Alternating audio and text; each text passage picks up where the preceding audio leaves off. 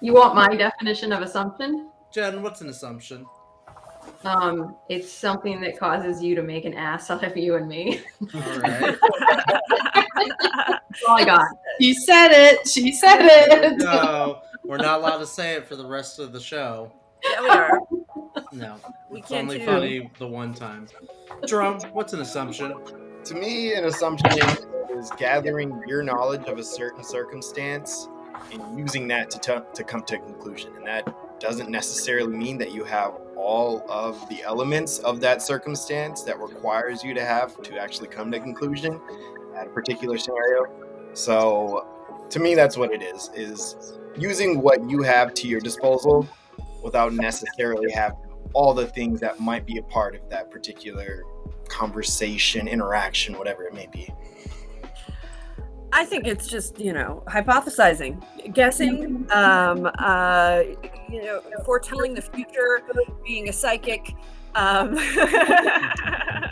whatever you wish to call it, but it is essentially guessing what is going to happen or without, you don't always know. So something we all do, though. It's inescapable. I hate to break it to you guys. It is inescapable. It is hardwired into our brains. However, we can bring awareness around it, which is good. But I think another good word for assumption, something we've sort of discussed before, is bias in many ways as well. They sort of dovetail a bit together with one another. Stereotypes or any number of other insert thesaurus here. So Dan, what are your thoughts? There's a lot of things that go into assumptions, and biases could certainly play into a part of it, but it's when we take particularly with clients, what I find is if someone takes from the coaching chair their definition of a word when they hear the client using certain languaging and then assume that we have an agreed upon definition of what that word or experience is, rather than asking what does that mean and having the client define all terms and pull assumption out of it. Mm-hmm. We kind of do. Oh, go on, Lisa. We try and clarify that really early on, that we are asking the defining words that our client utilizes so that we don't run into our bias assumptions.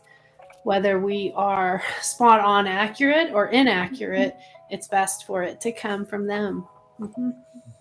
I call it playing dumb or playing stupid in the session. I've literally used those words where I'm coaching with somebody and they'll say like, I want to be happy or I want to be fulfilled. And I say, I'm going to play dumb for a second. What does fulfilled mean? I've never been fulfilled. I don't know what that means or what that looks like. Please tell me what that means, because I don't know. And so I call that, I just call it playing dumb in the coaching session. I need to be verbally instructed as to what the definition means of a word, so that we can build upon something and then just move on. And that's the smartest thing you can do as a coach, is to play dumb like that. Seriously. Yeah. I mean, that's really what we're teaching all of our coaches, is how to play dumb. Really. Come in and get this education so you can learn how to be dumb.